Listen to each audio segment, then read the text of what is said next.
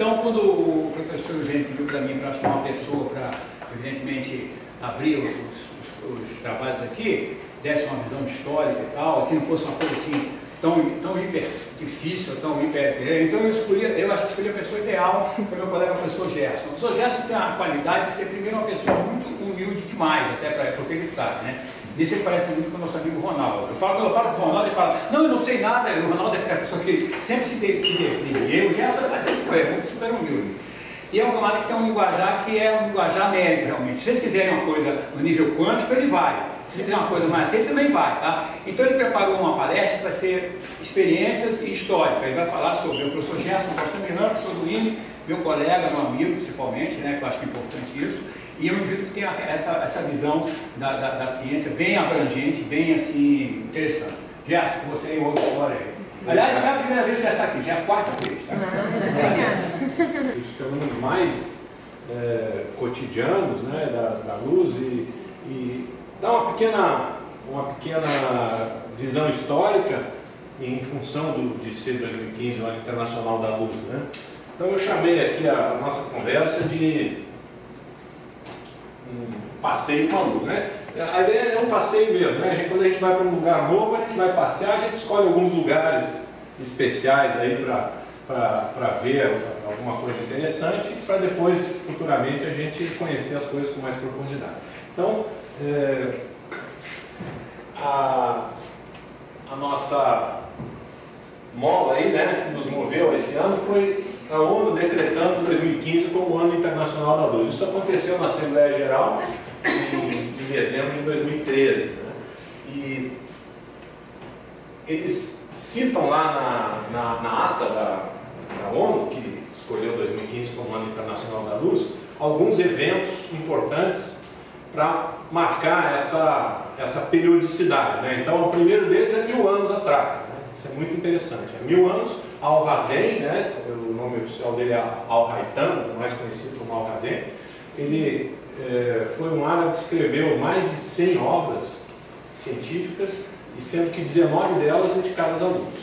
Então fez um trabalho muito extenso, muito interessante, né? E trouxe uma ideia, né, que para nós hoje é muito óbvia, que é a primeira ali, que a luz que chega aos nossos olhos é que produz a sensação visual. Né? Os gregos, em particular Platão, né, acreditavam que a visão provinha de um sentido semelhante ao tato, alguma coisa que saía dos olhos e ia lá capturar as propriedades dos objetos.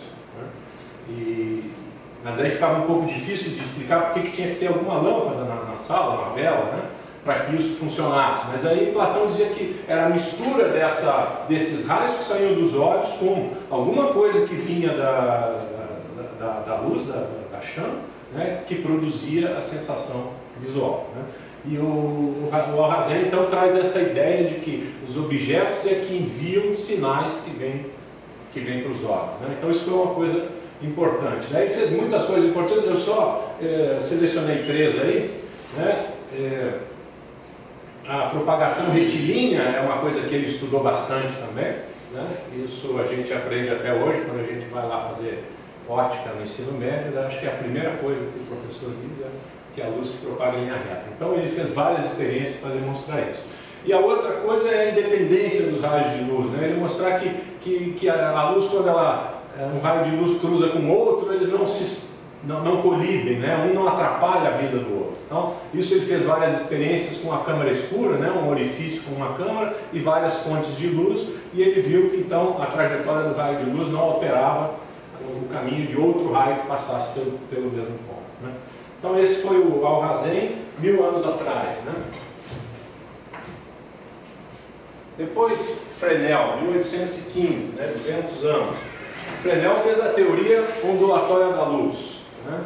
Havia uma discussão enorme na época entre a ideia que veio do Newton, de que a luz era formada por corpúsculos, né? E a do Huygens, né? que a propagação seria ondulatória. Fresnel tem um trabalho importante para estudar o comportamento da luz sendo tratada como uma onda. Né? Então esse trabalho foi muito importante.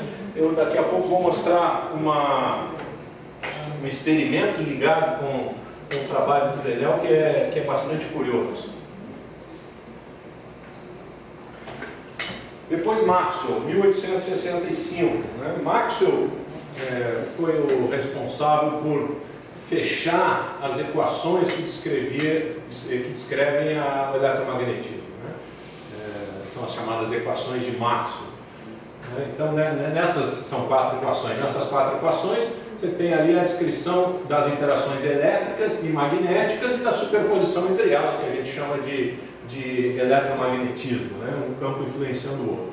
Trabalhando com as equações, com as 4 equações, o Maxwell conseguiu demonstrar que se poderia extrair uma equação de onda a partir das 4 equações básicas. Né? Então ele concebeu a ideia de que uma onda eletromagnética poderia existir. Como os campos elétricos e magnéticos influenciam um no outro, então ele imaginou essa sucessão de campos se gerando mutuamente e essa geração ser sempre numa vizinhança. Né? Então o campo elétrico gera um campo magnético na vizinhança, que gera um campo elétrico na vizinhança, e a partir daí você pode ter uma propagação ondulatória. Então ele mostrou isso especificamente, né? E quando foi ver a velocidade dessas ondas eletromagnéticas, viu que coincidia com a luz. Né? Então aí é o nascimento da visão da luz como uma onda eletromagnética, né? Que é o que a gente trata até hoje. Depois nós temos Einstein com dois eventos, né? 1905, o trabalho do Einstein sobre efeito fotoelétrico, e aí aparecendo então agora o primeiro desvio em relação à teoria ondulatória da luz, que então tinha dominado desde a época do Fresnel. Né? O efeito fotoelétrico, daqui a pouco a gente vai ver com mais detalhe, né? O Einstein propõe o conceito de fóton, né? Que a luz é formada por pequenos pacotes de energia e que interagem integralmente, né? Não podem ser divididos, né? O conceito de fóton. Daqui a pouco a gente fala mais um pouco. E em 1915 fez a teoria geral da relatividade, né?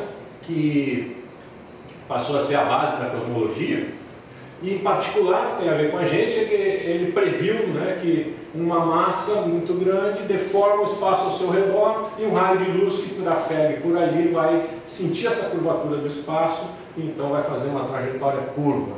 Isso então é a base do experimento que foi feito lá em Sobral, né, eu acho que está aqui na exposição, né, a contribuição brasileira é importantíssima para a ciência do mundo, né, a experiência que provou a curvatura dos raios de luz quando passaram próximos ao Sol. Né? Então isso depois vocês poderão ver com bastante detalhe aí na exposição. Essas coisas que eu estou citando, então, estão lá no documento da ONU. Né? Em 1965, dois pesquisadores, Penzas e Wilson, descobriram o que a gente chama hoje de radiação cósmica de fundo. Né? Eles estavam lá aperfeiçoando o funcionamento de uma antena e quando foram testar a antena viram que tinha um ruído. Né? Aí acharam que podia ser de alguma fonte astronômica, giraram a antena, o mesmo ruído. Apontaram para um lugar do espaço e não tinha nada, o mesmo ruído. Então a próxima etapa é desconfiar do equipamento. Bom, esse equipamento está com algum problema. Né? Aí viram que tinha pombos que moravam lá na antena, né? Então vamos remover os pombos e limpar os excrementos. Eles imaginaram que isso podia ter sido gerado pelos excrementos dos pombos. Limparam, fizeram todas as possíveis arrumações na antena, limpezas, e estava lá o ruído novamente. Né? Então eles começaram a desconfiar de que aquilo se tratava de um sinal que de fato vinha do espaço. Né? Não sabiam que isso já estava sendo procurado, né, pelos cosmólogos, né, e lá pelas tantas se deu então o encontro. Né? A radiação de fundo é o fantasma do Big Bang. Né? O Big Bang, ao acontecer, gerou uma radiação que permeou o universo ao longo desses bilhões de anos e está aí, então, nos atingindo de todas as direções. Então, o Penzas e o Wilson fizeram essa descoberta importante e ganharam o prêmio Nobel por causa disso.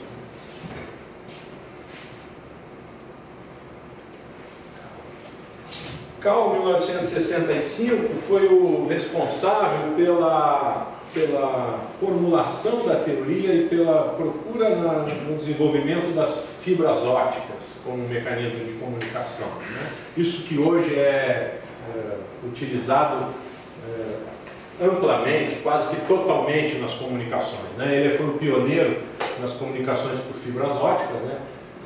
eu e o Gastão também, nós somos do tempo que os telefones eram transmitidos por cabos de cobre, né? Então a gente tinha um cabo de cobre que passava assim, devia ter um diâmetro de uns 10 centímetros, mais ou menos, e aquilo ali levava aproximadamente 200 linhas telefônicas, né? E isso hoje pode ser feito com uma fibra óptica, né? Que tem uma fração de milímetro de diâmetro. Então as fibras ópticas se transformaram numa revolução nas comunicações, né? A gente tem cabos de fibra óptica que vêm da Europa para a América, atravessam o Atlântico, né? Então, quando a gente fala o telefone ou usa a internet, né, provavelmente quase 100% desses dados está viajando através das fibras ópticas.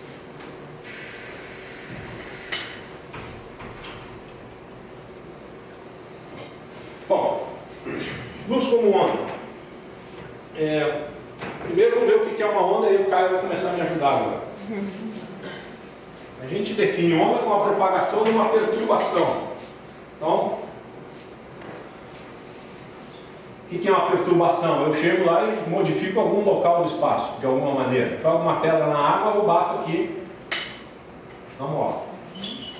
E aí a gente vê, então, uma perturbação produzida num ponto que se propaga, né? É isso que a gente chama de onda, né? Essa propagação de uma perturbação. Aqui uma onda mecânica, né? No caso da luz, uma perturbação eletromagnética, né? Mas que obedece à mesma lógica, né? Uma perturbação produzida num ponto produz um deslocamento dessa modificação, né? Que a gente chama de perturbação. Quando a onda é periódica, né? O que eu faço? Eu começo a fazer um movimento repetitivo aqui, né? Então eu vou criar uma onda que vai para lá. Quando chegar lá no Caio, ela volta. Então aqui vai aparecer uma onda especial, que a gente chama de onda estacionária, que é a superposição de uma onda que está indo para a direita com outra que vem para a esquerda. Então a gente pode ter uns modos aí mais simples de oscilação, que é esse aqui, né? Se eu aumentar a frequência, né? Quer dizer, se eu fizer um movimento aqui mais rápido, a gente encontra um outro modo aí, né? A gente tem um nozinho ali no meio, né? Ponto parado. Se eu aumentar mais a frequência, a gente vai achando os outros nós ali.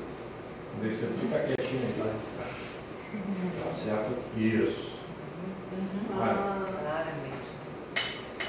E o que dá para ver, né? O que a gente chama de comprimento de onda, está definido ali na figura, a distância entre duas cristas, né?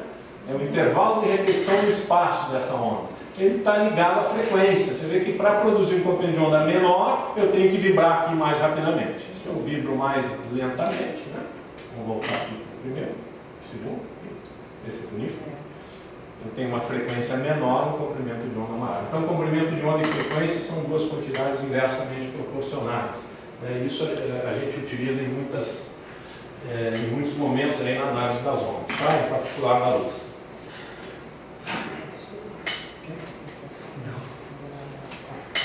No caso da luz visível, né, a gente tem o comprimento de onda da luz vermelha é o maior de todos, não está dando para ver muito bem aqui, o escuro, mas aqui, ó, de cima para baixo, né, o comprimento de onda vai diminuindo, ó, e a frequência vai crescendo. Tá? Lado direito frequência, lado esquerdo comprimento de onda. E é importante notar a ordem de grandeza disso, ó, de 590 nanômetros. Né? Então isso aí é menor do que 1 milésimo de milímetro. Então o comprimento de onda da luz na faixa visível é extremamente pequeno. Né? Isso faz com que alguns fenômenos com a luz só sejam verificáveis em dimensões muito pequenas. Tá? A gente vai ver isso daqui a alguns minutos.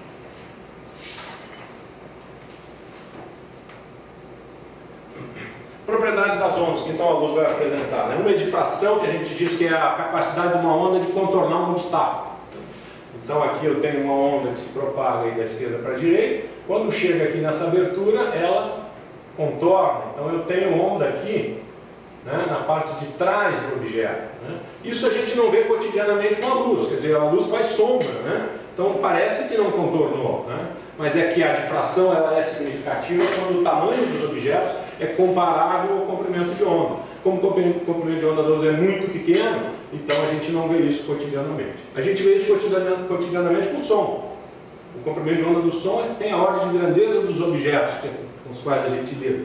Uma porta, uma cadeira, uma janela. Então quando eu falo, a difração é significativa, quem está no corredor nos ouve.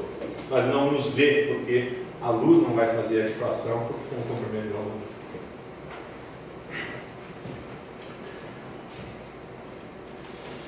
A interferência é o fenômeno de que quando duas ondas se encontram, né, eu vou ter no mesmo local do espaço duas superposições, duas perturbações que se superpõem.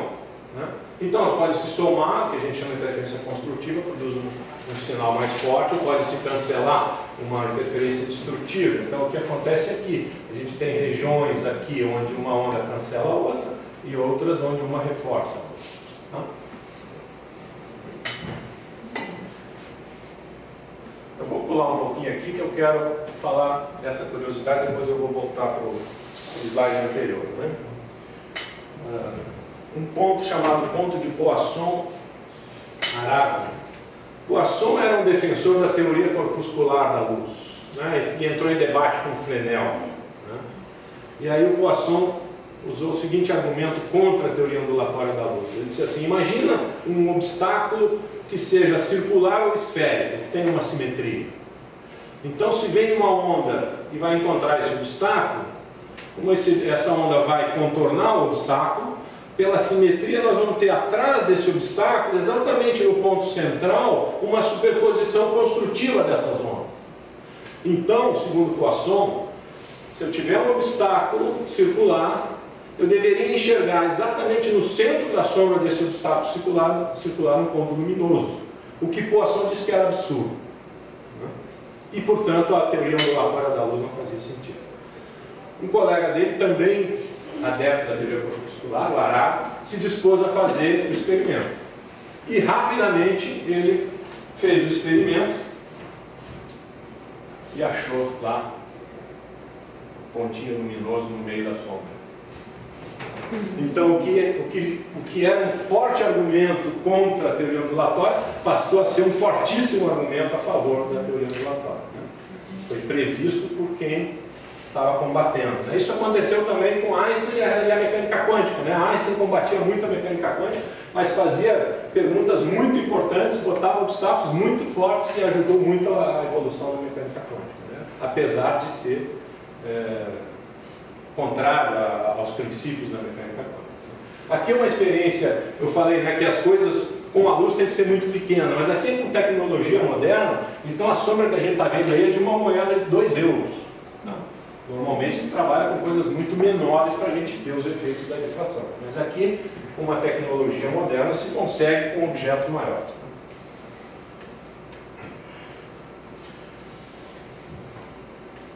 Aqui, difração num obstáculo, vamos imaginar um cilindro, né? Então, vem uma onda e vai contornar esse obstáculo. Então, a onda que passou pela esquerda vai se desviar, que passou pela direita também, e elas vão se misturar e vão interferir. Então, a gente tem um padrão de interferência atrás de um objeto, né, que foi atingido por uma onda. Então, no caso de um obstáculo cilíndrico, o que a gente prevê é isso aqui, ó. Atrás vai ter na região central uma mancha bastante forte. Depois vai ter pontos escuros, né, e uma sucessão aqui que vai enfraquecendo de franjas luminosas, pontos escuros, franjas luminosas, pontos escuros. Então isso aí é uma consequência direta do caráter ondulatório, né, da luz. Né? Se nós fizermos essa experiência aí, a gente deve observar essa configuração aqui atrás de um obstáculo cilíndrico atravessado pela luz. Né? Então eu coloquei aqui um dos meus cabelos, tá? Tá branquinho aí, tá bonitinho. Né? E aí o Caio vai me ajudar aqui. Nós vamos passar a luz do laser pelo cabelo e vamos ver o que vai acontecer. Faz aí. Vai botar para cá? Então eu faço assim. Só um instantinho, gente.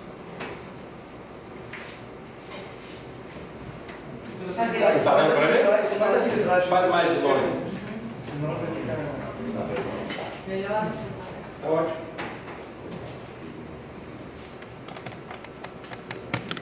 Melhor apoiar, não? Olha aí. Então isso é a difração da luz em volta do fio de cabelo. A gente vê aquele máximo central mais largo, né, e uma sucessão de máximos e mínimos característicos de um processo ondulatório. Né? Não há modelo corpuscular que consiga explicar esse resultado.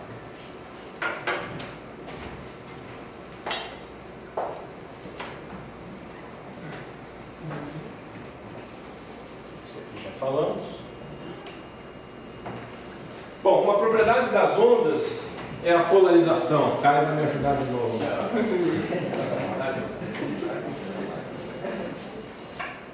Pega a ponta.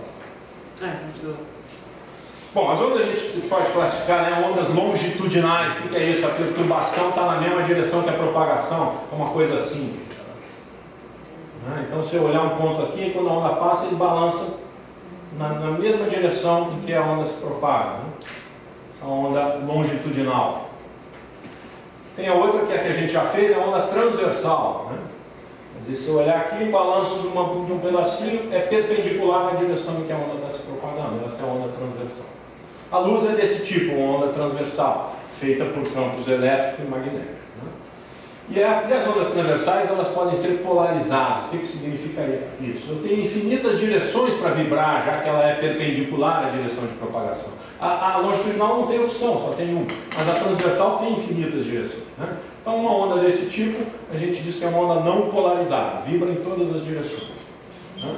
Se eu colocasse uma haste aqui, duas hastes verticais, né, que permitisse apenas um movimento vertical, né, da mola, então quando eu fizesse este movimento aqui, que tem em todas as direções, só iria atravessar essas hastes verticais um movimento paralelo a elas.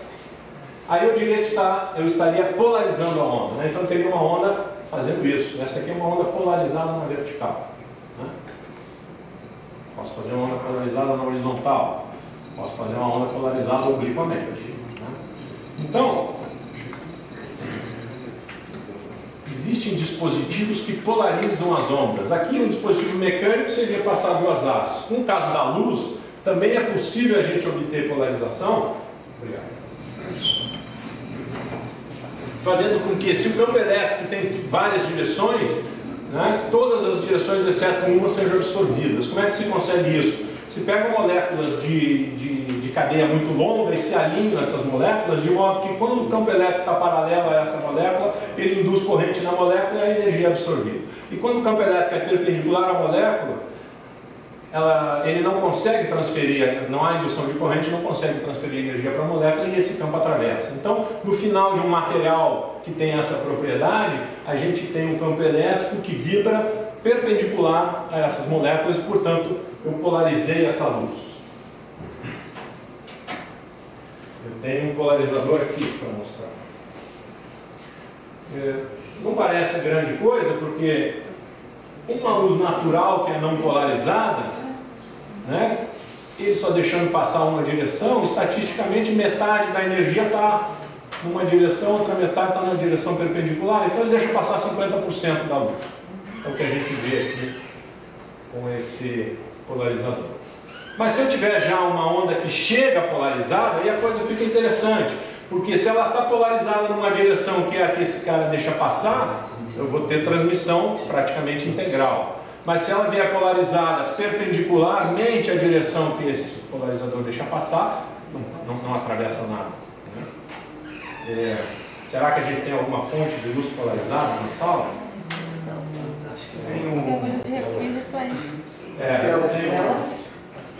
A gente tem os mostradores de cristal líquido. Né? O mostrador de cristal líquido funciona baseado na polarização da luz.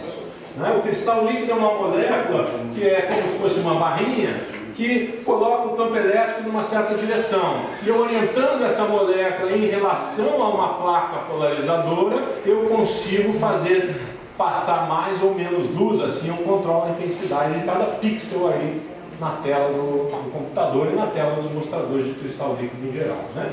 Então, acho que agora seria bom. Aperta o ponto ali para mim, para ficar mais. Quer apagar a luz também? Seria bom. Então, não está acontecendo nada de interessante, mas de repente acontece. A polarização dos mostradores, né, de computador normalmente é a 45 graus, por isso fica essa inclinação aqui. Né? Quando está assim, não passa nada, quando está assim. Alguma coisa disso tem a ver, professor, quando a gente está tentando usar uma tela de telefone e está sol que a gente não consegue enxergar nada disso? Tem alguma coisa a Eu acho que no caso do Sol é mais pelo contraste, porque aí a intensidade da luz solar é muito grande, ela reflete, e aí a intensidade da tela não consegue competir com a intensidade da luz solar. E aí isso cria dificuldades. Teria que ficar aumentando a intensidade quando você vai para lugares mais iluminados. Bom, queria mostrar uma coisa aqui que eu acho interessante, que é o seguinte. Tá lá, não está passando nada, né? Eu peguei um pedaço de plástico, vou passar aqui por trás. E aí acontece uma coisa interessante. O que é isso? O plástico está interferindo na polarização da luz. Se antes não passava nada, os campos eram perpendiculares. Quando o plástico entra ali dentro, eles deixam de ser perpendiculares. Então, o plástico interfere na polarização da luz. Né? Segurei. Puxa, agora. Vou estragar um pouco o plástico. Então, vamos ver o que aconteceu. Olha lá. O que está acontecendo aqui? Quando a gente deforma o material, ele cria tensões internas, né?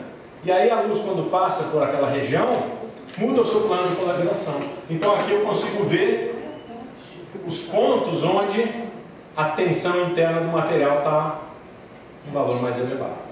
Isso é um dos pontos onde eu alterei mais o estado de polarização da luz. Né? Então tem toda uma ciência que trabalha em cima do estudo dessas figuras para estudar como estão as propriedades microscópicas ali dos materiais. Eu trouxe uma caixinha de CD aqui, onde a gente vai poder ver isso de maneira bem interessante. Olha lá, a luz passa praticamente inalterada, né? Mas se a gente fizer por trás do polarizador, a gente vê as regiões de maior tensão. Eu acho que desse lado aqui nós vamos ver uma coisa mais bonita. Olha lá, aqui um ponto de alta tensão. Você vê que ele cria toda uma curva em volta dele. Então esse é um estudo que a gente chama de fotoelasticidade. Né? A gente consegue estudar propriedades mecânicas e eletromagnéticas também dos materiais através da polarização da luz. Né? Em particular, quando você tem peças muito complicadas, você quer saber qual é o ponto mais frágil da peça, né? O lugar que está submetido a maior tração, fazer a conta pode ser muito complicado. Então o recurso é fazer a peça de material plástico, transparente, né? Aplicar o esforço e através desses estudos se sabe qual é o ponto que tem que ser o ponto mais reforçado, que é onde a tensão é mais elevada. A causa é a mudança da direção do raio de luz? Mudança da direção da polarização. Que o raio de luz ele passa normalmente sem desvio de direção, porque eu observo que eu não altero a imagem do que está atrás. Quer dizer que a luz passou mantendo a sua direção, mas ela não mantém a mesma direção da polarização. Isso afeta não a direção de propagação, mas sim a direção do vetor campo elétrico, da polarização. Ele continua andando na mesma direção, mas o vetor gira por algum ângulo.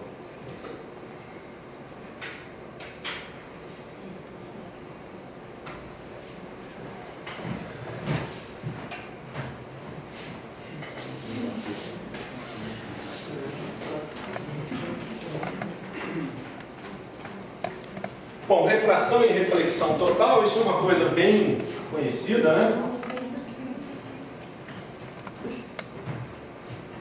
Acho que dá para ver aí.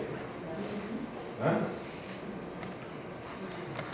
Refração, acho que dá para ver a mudança na direção. Eu estou chegando com a luz numa direção assim, entrou ali na água, ela mudou de direção. Ficou mais vertical, dá para perceber? Fazer de cima para baixo. Dá para perceber aí? Cai, dá para ver? Muda a direção, né? E uma propriedade muito importante, né, das ondas, né, quando elas vão aqui de um meio onde a velocidade é menor para outro que é maior, existe a possibilidade delas sofrerem o que a gente chama de reflexão total. Vamos ver se eu consigo produzir. Dá para ver aí? Refletindo na superfície da água. Bom, Bom, esse fenômeno é muito importante por quê? Porque eu crio um mecanismo de aprisionar um raio de luz. Se eu tenho duas superfícies que têm essa propriedade paralelas, então esse raio se propaga em zigue-zague. Esse é o princípio da fibra ótica, né? Você propagar um sinal luminoso que fica confinado dentro de um determinado material. Então eu tenho aqui um zoom aqui de uma fibra ótica. Vamos ver se dá para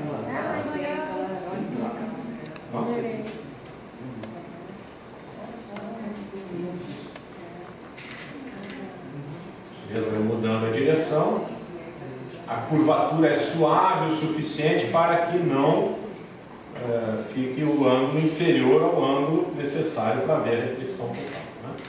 Então, eu projeto lá em cima. Então, essa é a ideia, assim que se transmite luz por milhares de quilômetros, né? Através do Oceano Atlântico, com as fibras ópticas.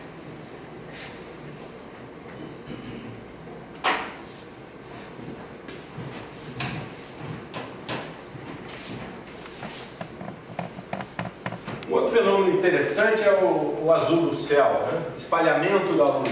O que faz o céu ficar azul, né? A luz que a gente vê vindo do céu nasceu no Sol, né? Nasceu no Sol, chegou na atmosfera e foi desviada por nossos olhos. Mas a luz que vem do Sol é branca. E o céu para nós ele se mostra azul, né? Qual a razão disso? É que o espalhamento da luz feita pelas moléculas que estão na atmosfera, ele é maior para frequências maiores, né?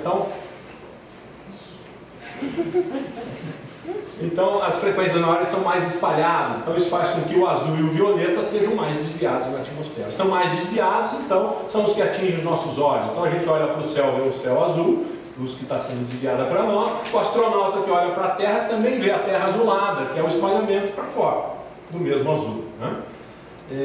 Você poderia dizer por que o céu não é violeta, então, se é frequências maiores é que são mais espalhadas. Tem alguns detalhes com a composição da atmosfera, mas também tem um detalhe que me parece ser mais relevante, é que a luz que vem do Sol tem um pouco mais de azul do que violeta. E os nossos olhos são mais sensíveis ao azul do que ao violeta. Então, somando esses dois efeitos, né, isso dá essa tonalidade azul que a gente vê vinda do céu, né? E um outro fenômeno que está ligado a isso é a mudança do Sol, da cor do Sol ao longo do dia, né? Ao meio-dia, qual é a cor do Sol ao meio-dia?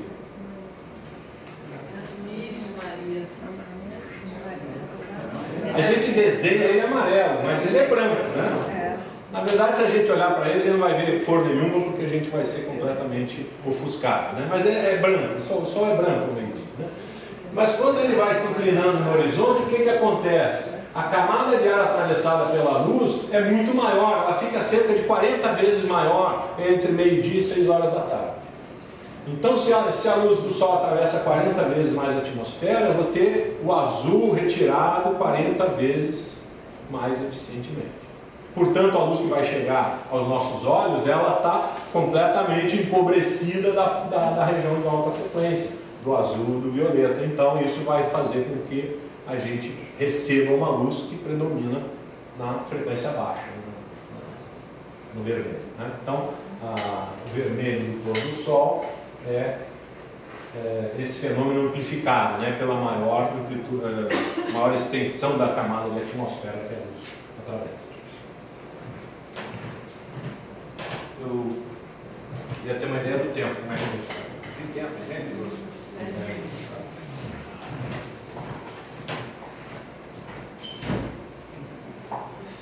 Bom, a gente viu então a luz como onda, né? Vários fenômenos ondulatórios aí. Agora, o outro lado da moeda, né? Luz como partícula. Então, Einstein, em 1905, fez a descrição do efeito fotoelétrico. O que vem a ser efeito fotoelétrico?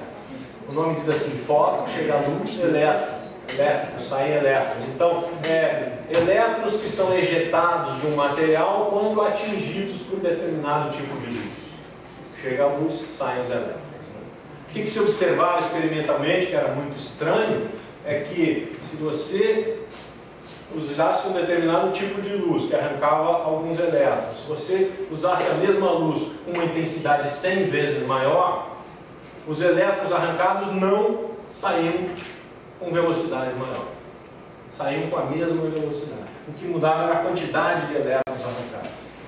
Isso é muito estranho do ponto de vista ondulatório. Estou dando mais energia do que imaginar que eu arranco as partículas com uma maior velocidade. Outra coisa curiosa é que não havia tempo, não passava tempo entre a chegada da luz e a saída do elétron, porque numa teoria ondulatória a gente deveria imaginar que o elétron ia acumulando energia que está sendo trazida pela onda e lá pelas tantas ele tem energia suficiente para abandonar o material. Não, a resposta é imediata. Chega a luz, o elétron sai imediatamente. Então Einstein explicou isso considerando o conceito de fóton, na época não se chamou de fóton, né? Que é um pacote de energia, né, que vai se comportar como uma partícula, uma quantidade fixa de energia que vai ser transmitida integralmente para o elétron, né? E essa energia, então, ela é proporcional à frequência, né? Então, para aumentar a velocidade dos elétrons, então não adianta aumentar a intensidade da luz. O que precisa fazer? Aumentar a frequência da luz. Aumentando a frequência da luz, os elétrons saem com velocidades maiores. Então, aqui ficou estabelecido o conceito de fóton. Então, é uma partícula, né, associada ao campo eletromagnético que transporta uma quantidade fixa de energia. E aí voltamos então a uma teoria corpuscular, né? Outro efeito que evidencia o caráter corpuscular da luz é o chamado efeito Compton. Ele é bem mais difícil de realizar do que o fotoelétrico, né? Porque ele precisa de radiação de frequência muito alta, raio-x ou raio gama. E o efeito Compton é um espalhamento de elétrons que a gente chama livres, né? Elétrons livres ou fracamente ligados. E aí, para descrever esse fenômeno, né, o que a gente observa é o seguinte: joga uma luz de determinada frequência, colide com um elétron e a gente vê um fóton de radiação que é espalhada com frequência mais baixa, ele perde frequência. A radiação perde frequência na interação com os elétrons. Então, isso também, do ponto de vista ondulatório, é muito difícil de explicar, é possível de explicar, mas com o conceito de fóton fica simples, porque aí se trata esse fenômeno aqui como uma colisão, um fóton com um elétron, como se fossem duas bolas de bilhar colidindo.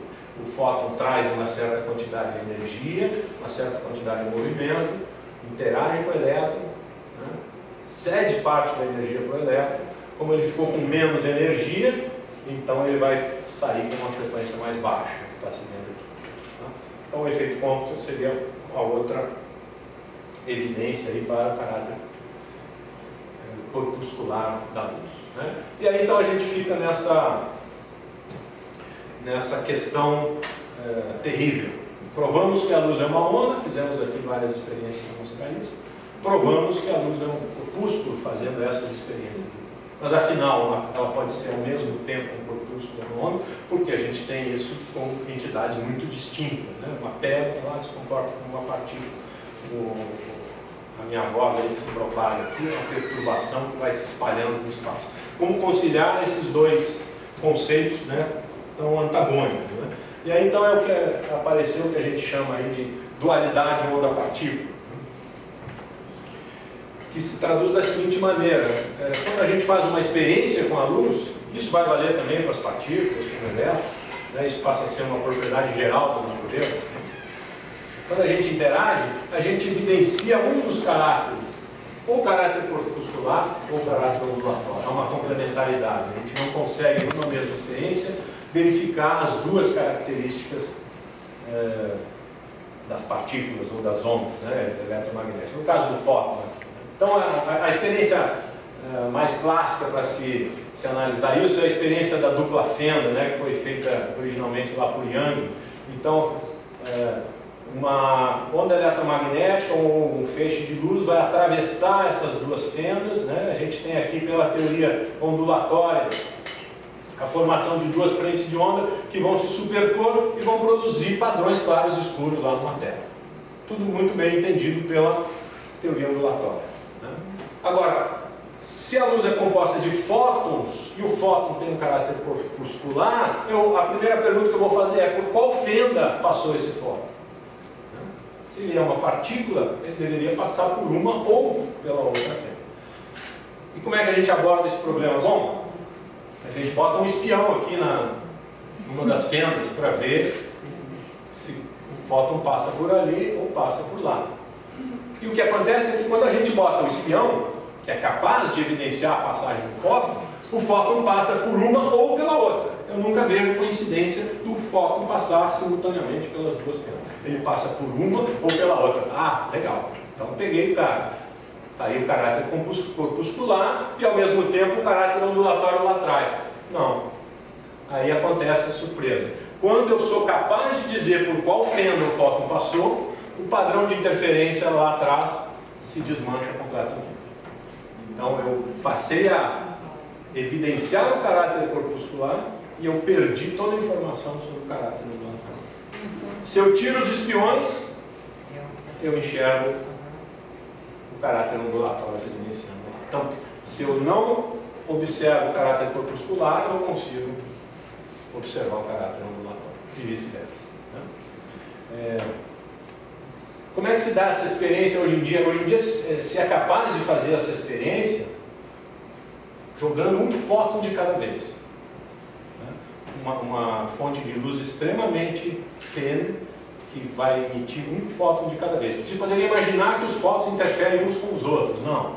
Você joga um fóton de cada vez. E quando você joga um fóton, o que acontece? Ele aterriza num ponto aí da placa que fica aqui no fundo. Né? Ele aterriza num ponto. Joga outro fóton, ele aterriza em outro ponto. Joga outro fóton, ele aterriza em outro ponto. Quando é que essa figura vai se formar? Quando eu jogar uma quantidade enorme de fótons. Então o que acaba acontecendo, que a gente acaba concluindo, é que a figura de interferência aqui de máximos e mínimos, né, essa amplitude da luz que a gente, a intensidade da luz que a gente calcula para esses pontos no anteparo, acabam sendo uma distribuição de probabilidade para os fótons. Cada fóton vai aterrissar num único ponto, de acordo com uma distribuição de probabilidade determinada pela amplitude da onda. Então aí eu consigo ver como essa figura pode se formar fóton a fóton. Então, eu posso prever onde cada fóton vai cair? Não consigo prever. Mas eu tenho uma distribuição de probabilidade. Então eu não sei o comportamento de um indivíduo, mas eu sei prever o comportamento de uma população. Né? Isso é assim em todo lugar. Né? A gente não sabe o que vai acontecer com cada um de nós, mas a gente sabe que infelizmente alguém vai ser atropelado hoje no Brasil.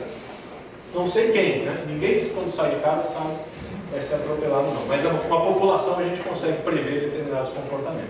Então aqui acontece isso, né? A gente sabe prever o comportamento de uma população, os fótons vão se agrupar de maneira a criar máximos e mínimos, mas cada fóton tem apenas uma probabilidade determinada, não tem a sua posição passiva de conhecimento. Então essa é a dualidade onda-partícula com a qual os físicos, né, ficam sempre assombrados, acho que permanentemente assombrados. Né? Não é uma coisa intuitiva, não é uma coisa fácil de entender. Né? Isso vem desde a década de 30, né? Isso que eu falei aqui, que jogando um fóton de cada vez, que é uma experiência agora, depois de 2010, né? Mas conceitualmente essa experiência foi prevista por Dirac em 1932, no livro de mecânica quântica dele lá, ele fala explicitamente, um fóton interfere com ele mesmo. Então, de alguma maneira, que a gente não sabe como, esse fóton, quando vem para cá, ele sente a presença das duas fendas para poder saber qual é a distribuição de probabilidade que ele vai acontecer. Isso o que a gente pode dizer é que isso é assim. Né? E não é fácil a gente criar um modelo para compreender isso de uma maneira mais profunda. Bom, eu acho que o nosso tempo está já acabando, então eu só estou deixando uma sugestão para casa aqui, para brincarem com a luz, né? Para fechar o nosso passeio com a luz, que é a experiência que foi o Caio que me mostrou aqui pela primeira vez e que eu acho muito interessante, que é fazer um microscópio com uma seringa e uma gota d'água. Não dá para fazer microbiologia sem microscópio. Né? Vamos lá, Caio. O que a gente vai fazer? Vai jogar um laser em cima de uma gota. A gota, pela forma que ela tem, ela cria uma convergência dos raios de luz que depois de atravessar a gota vão divergir. E assim a gente vai projetar a imagem da gota aqui na tela um aumento da ordem de mil vezes. Né? E aí a gente vai poder enxergar coisas interessantes que se formam lá dentro da gota, que passeiam por dentro da gota. Vamos ver.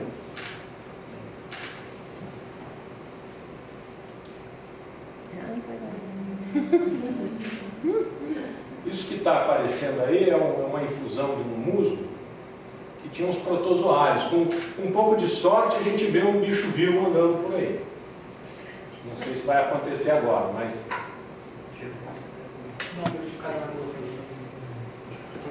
Troca de gota. Pega a água mais limpa. Essa está muito densa.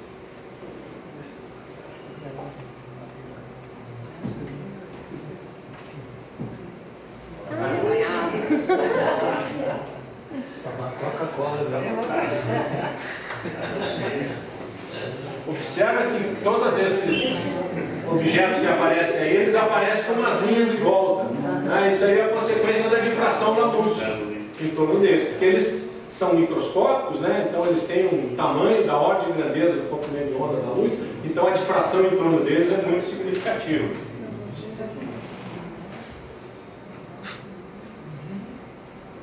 Vamos ver, só precisa de um laser e uma gota d'água. E dá para pendurar na ponta de uma seringa.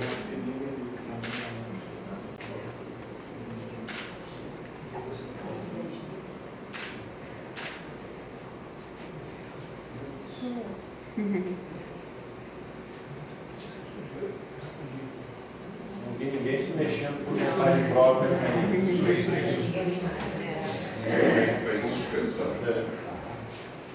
Mas às vezes dá para achar. Às vezes passam alguns. Depois eu vou falar. Tá bom.